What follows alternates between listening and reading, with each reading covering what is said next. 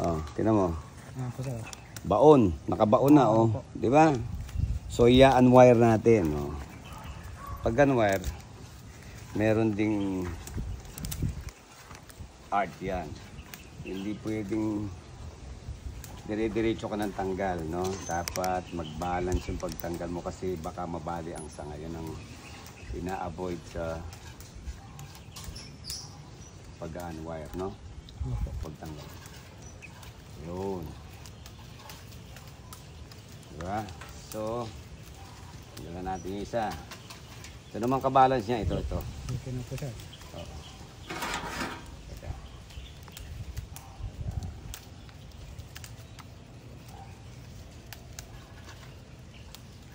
So, dina-unwire natin. Si Albert naman nagtatanggal ng yung malalaking dahon.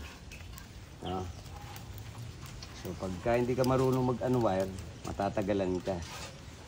Dapat ikaw rin yung nagwa-wire, ikaw rin yung magtatanggal. So, ibig sabihin, pagka ikaw nagwa-wire ka, alam mo rin kung paano yung pagtanggal.